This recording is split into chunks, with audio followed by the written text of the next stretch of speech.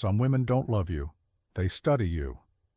That's the part no one wants to say out loud, because it shatters the fantasy that love is pure, mutual, and innocent. The truth is, in today's dating world, love isn't always about connection. Sometimes it's about control. See, not every woman you meet is looking for love. Some are looking for leverage. They watch how you move, what makes you happy, what triggers you. They collect emotional data like a scientist, and then they use that knowledge to shape how you see them and how you behave. At first, it feels magical. She's everything you've ever wanted. She laughs at your jokes, mirrors your interests, and makes you feel seen in ways no one else has. But what if that's not coincidence? What if it's calculation? That's the battlefield modern relationships have become. Not a war of affection, but a quiet psychological chess game. Every word, every reaction, every silence can be part of a larger manipulation.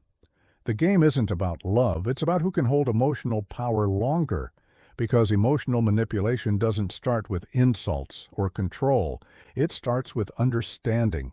The manipulative woman studies your emotional blueprint, your fears, your past, your insecurities, and uses them as the keys to unlock obedience.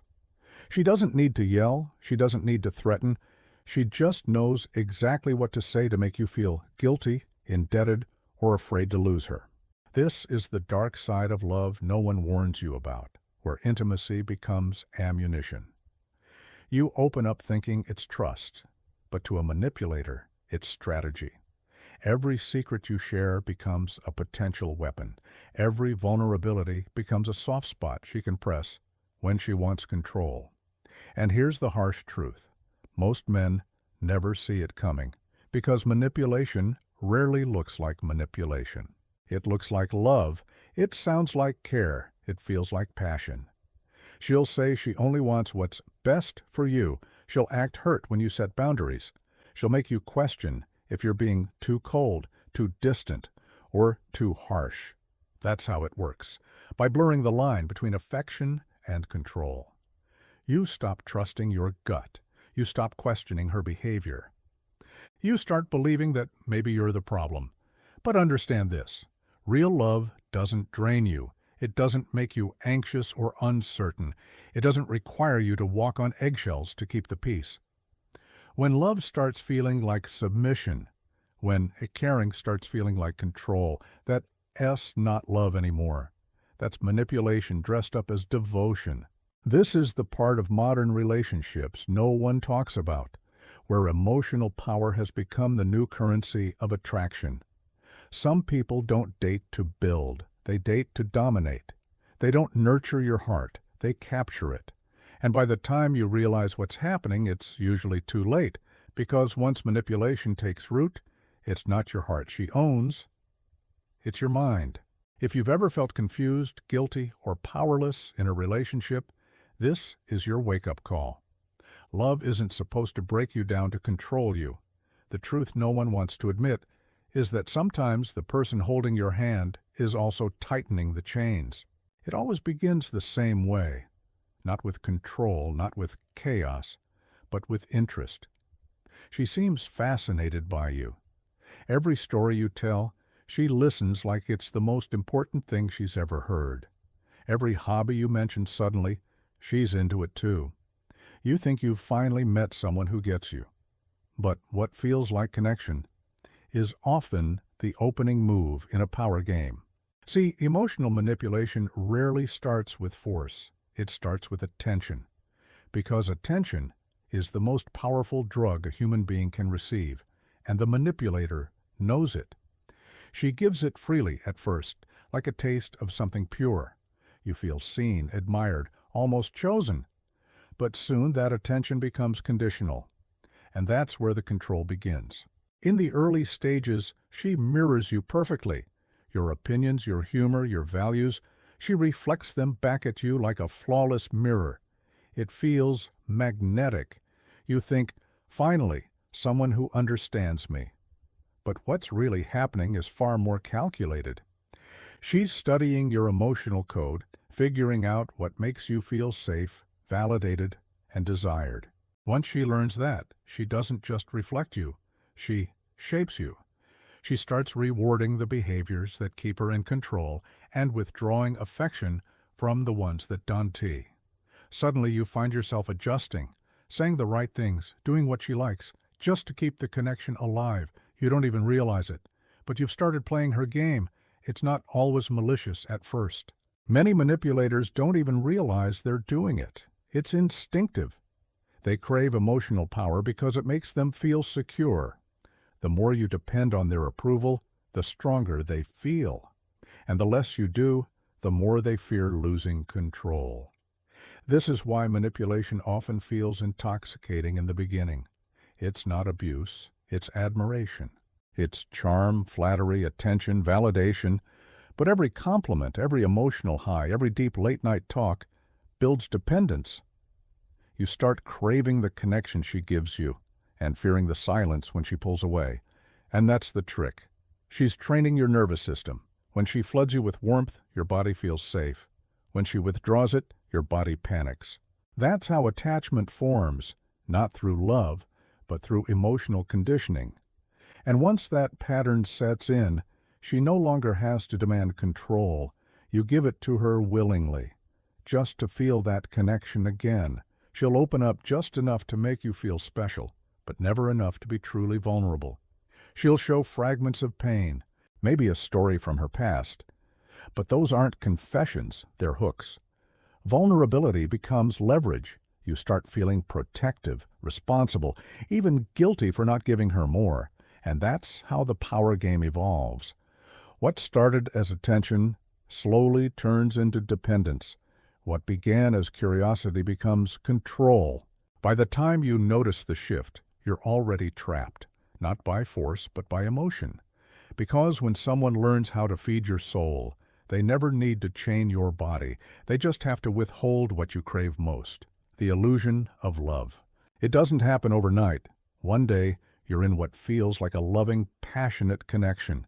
The next, you're walking on eggshells, trying to say the right thing, do the right thing, feel the right thing, just to keep the peace. Welcome to emotional leverage. The invisible weapon manipulators use to control without ever raising their voice. It starts with guilt. Not the kind that comes from doing something wrong, but the kind that's given to you. She'll say things like, "I just feel like you don't care anymore," or "You've changed." Those words cut deep, not because they're true, but because they make you question your own reality. Suddenly, you're apologizing for things you didn't even do. You were trying to make her feel better, while ignoring the fact that she's the one who made you feel small. Then comes pity. She'll open up at just the right moments, maybe tell you how her ex treated her terribly, or how no one ever really stayed for her. You start seeing her as fragile, someone who just needs a little extra care. And without realizing it, you start giving her power. Not out of fear this time, but out of compassion. You think you're helping her heal, but really, you're being trained to put her emotions before your own.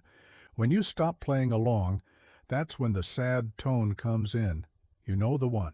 That disappointed sigh, the quiet silence that says, "You hurt me."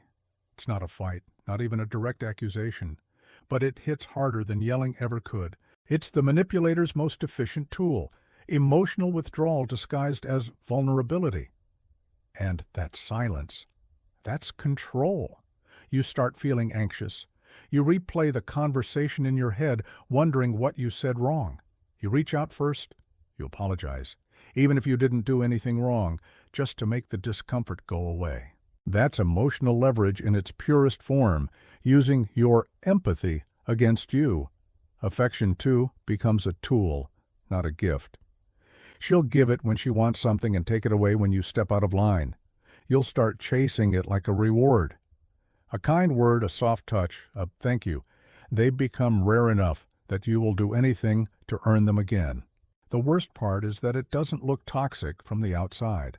No screaming, no chaos, no obvious abuse, just small emotional shifts that rewire you over time. You start losing your confidence. You stop setting boundaries. You tell yourself, she's just emotional. She's been hurt before. But deep down, you know something's wrong, because love isn't supposed to feel like guilt. It is not supposed to feel like you owe someone constant reassurance just to keep them from breaking down. Emotional leverage is manipulation wrapped in affection. It is a performance designed to make you responsible for her feelings and ashamed of your own. And once you accept that role, you stop being her partner.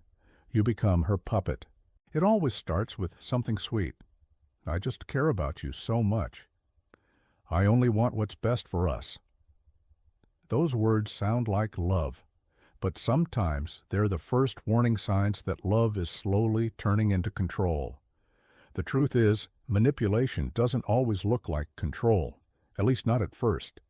It often hides behind affection.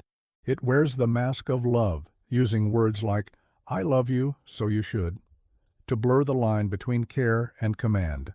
"I love you, so you should tell me where you're going." "I love you, so you should stop talking to her." "I love you, so you should listen to me." That little phrase, "I love you, so," becomes a leash, a way to make control sound like devotion. It creates a logic trap where love itself becomes the justification for taking your freedom away. At first, it feels reasonable. You think, she's just protective, maybe a little jealous because she cares. But soon, that jealousy stops feeling flattering and starts feeling suffocating. She wants to know who you text, where you go, who you spend time with. Every interaction gets questioned. Every decision gets analyzed. And when you push back, even gently, she shifts the blame. "Why are you being so secretive? If you really love me, you wouldn't mind." Suddenly, defending your boundaries feels like betraying her. You start second-guessing yourself. You start changing your behavior to keep the peace. That's how control works, not by force, but by conditioning. The manipulator doesn't need to demand. She just needs to train you to avoid her disapproval. You learn what triggers her anger, what causes her to shut down, and you start bending to keep things good. Before you realize it, you're policing your own actions, doing the work for her. Over time, that control becomes emotional dependency. She isolates you from friends, not by banning them, but by planting doubts. They don't really understand us. They're just jealous. Slowly, your world shrinks until she's the center of it. You depend on her for validation, for peace, for your sense of stability, even though she's the one creating the chaos. By the time you realize it, the mask has fallen, but it's too late. You're emotionally trapped, isolated, and convinced that leaving would destroy her, or destroy you. Because the greatest trick manipulators pull is making you believe that their control is proof of love, when in reality it's the slowest, quietest way of erasing who you are.